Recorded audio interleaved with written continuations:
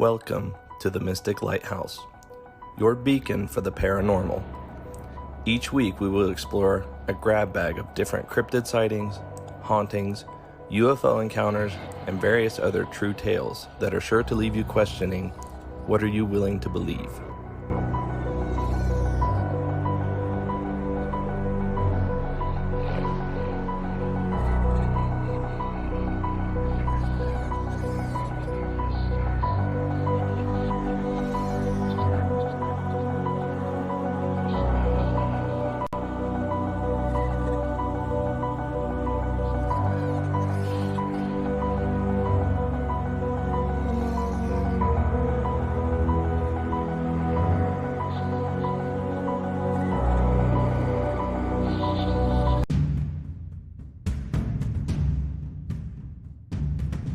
Hello everyone, and welcome.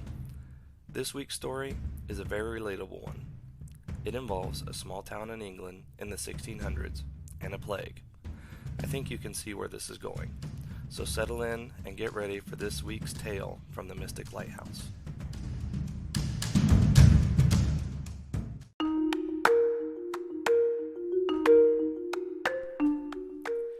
Eyam is a small village in Derbyshire County, which is located in the East Midlands of England. Our story begins in late August of 1665.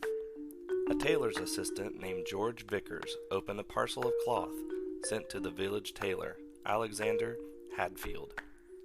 The tailor's assistant unwrapped the cloth and hung it up by a fire to air out, inadvertently releasing rat fleas.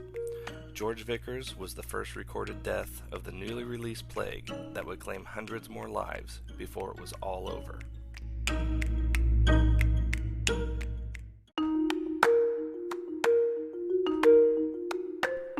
What is unique about Eyam is the way that they handled the outbreak. 42 villagers had already died due to the plague within 3 months of the first death. By the spring of 1666, most of the village were on the verge of fleeing their homes to save themselves. It was at this time that newly appointed rector, William Mompesson, believing it was his duty to prevent the plague from spreading to the nearby towns of Sheffield and Bakewell, he decided that the village should be quarantined, which was not going to be easy considering he was not very popular with the villagers.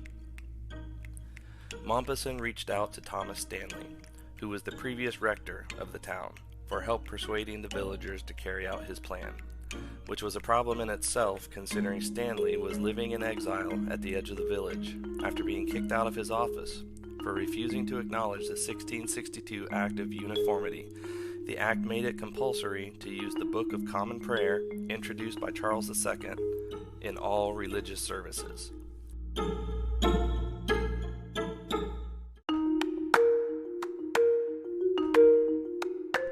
Despite their lack of popularity amongst the townspeople, the two met together and devised a plan that was remarkable enough to win over the village.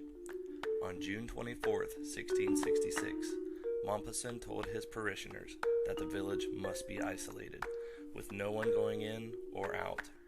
As you can imagine, this was not an easy idea for the town to rally behind. But what sealed the deal for most of them was the fact that the Earl of Devonshire offered to send food and supplies to the villagers if they agreed to stay in quarantine.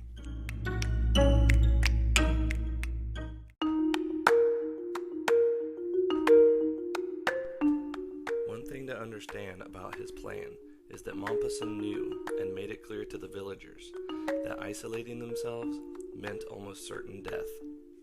But it also meant that it would save countless lives in the surrounding villages.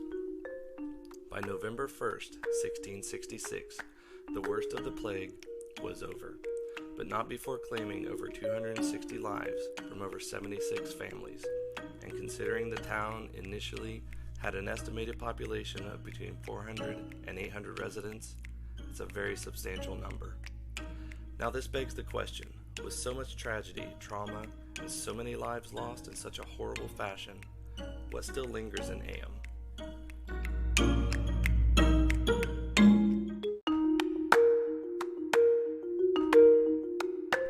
To this day, there are many rumors of hauntings by the victims who were claimed by the plague.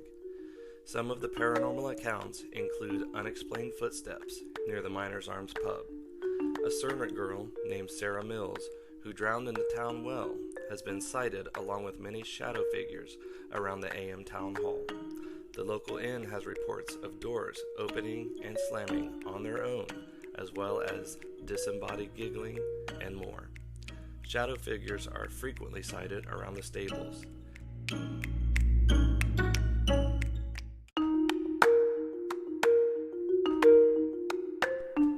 Nearly every house in Eyam has a plaque with victims' names on it, and cemeteries are scattered throughout the town and nearby countryside, a grim reminder of the sacrifice a small village made to contain a plague and save countless lives. Thank you for joining me today in the Mystic Lighthouse. All stories submitted and narrated are purported to be true.